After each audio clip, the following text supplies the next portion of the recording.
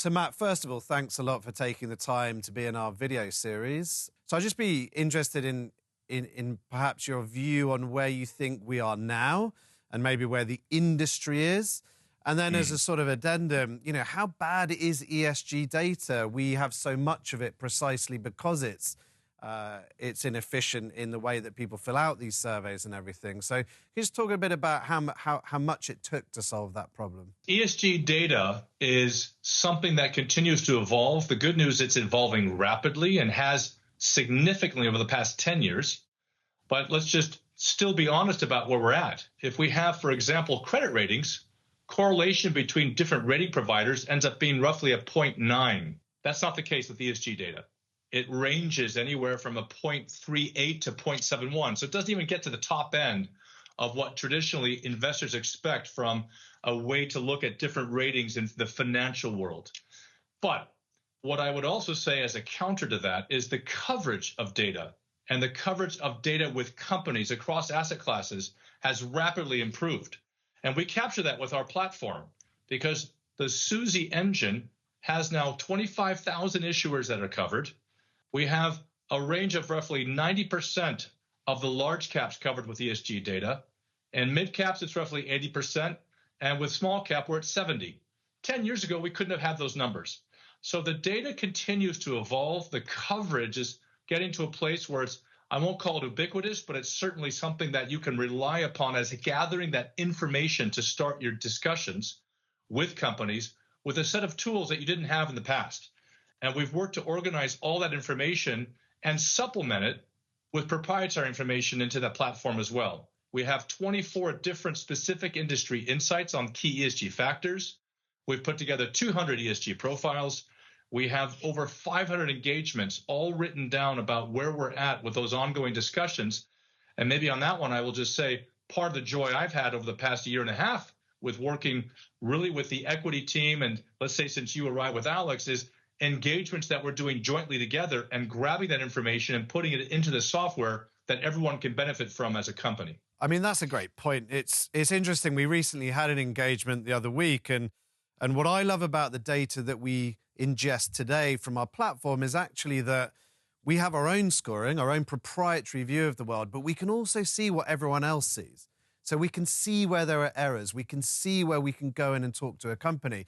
And it's getting to the stage now that because of this system, because of Suzy, companies are actually coming to us and they're saying, hang on, guys, this is what we can see, but what can you see?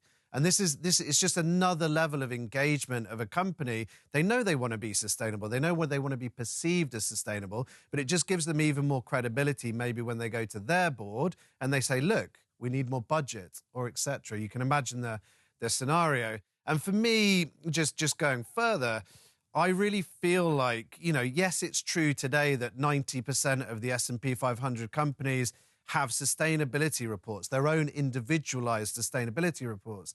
And that used to be in something like the annual report. So people are saying, yes, this is much more important these days. When I first started, nearly 20 years ago, it wouldn't have even been 10%, right? Maybe 25 if you were lucky. But I suppose now as we execute this and as we become this ESG shaper, I just feel like perhaps the frontier is engaging and really making sure that you're constantly having a dialogue with these companies. So I wonder if you just give us some examples from your side. I mean, where have you seen investment teams really do engagements well, and how have they collaborated with your teams? So I'd say that part of the education we've done over the years with investment teams has been, what is a good engagement? And we have a series of different tools we've developed around the training of how to approach engagement. How do you get the right research in front of yourself? How do you think of the materiality, both to the sector and then afterwards to the company itself? How do you carry that conversation that maps an engagement on an issue? And let's say, for example, if it's climate change, how that climate change plays out in a sector and within the business itself, and to ensure that there's a goal-oriented approach to that engagement discussion to achieve an outcome. All those are tools we have developed in-house. That's a lot of what you probably knew coming here, but I think that we've standardized a lot of that, and we've put together in Suzy a mapping on materiality of the different sectors, and then within them, the companies, that will allow for questions to be put together through that software at your front office to see what are the key questions that we think should be brought up with a company that you could do on your own, or often is the case, we do that in partnership between more of a sustainability expert within my team working with you with the more PM view of that company, where you think that company is at, to arrive at the question and dialogue that we can then map a 12-month, 18-month, 24-month window of what we're looking to achieve with the engagements that we take on. Yeah, I mean, one of the more recent examples is we were doing a very specific engagement on understanding the recyclability of a housing products company. And honestly, I can say that having an internal person who focuses on biodiversity and plastics, having someone who focuses on governance, we were all on the call because we might know a little bit more about the company and the economics and how it works. But when you bring all that together and you get to speak to the CEO or the board, however you're going to approach that, you can really feel that they take us more seriously. And I think that's just as important. It's not just you've not just got the big brand of Allianz behind you, but you've also got very specific, well-articulated questions that have outcomes. And that's where I've seen this be really powerful. I suppose maybe I could add one thing to that, Giles. Please. Which is that I think that the idea of bringing strategies into the engagement connected to our overall corporate strategy, that has proven to be another way to get a cohesive message from Allianz GI about what we stand for. Yeah. And so you've been part of those discussions, and we have 3 key thematics that we're doing around sustainability: climate change, inclusive capitalism, planetary boundaries. And so on the biodiversity one, that will be part of our planetary boundaries thematic.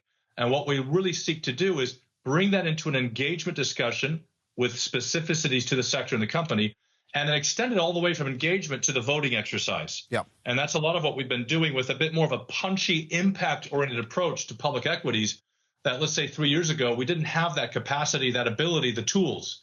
And now I think we have that at really the level of the portfolio managers to decide how active do you want to be? How activist do you want to be when you're thinking about the holdings that you have? So thank you for that.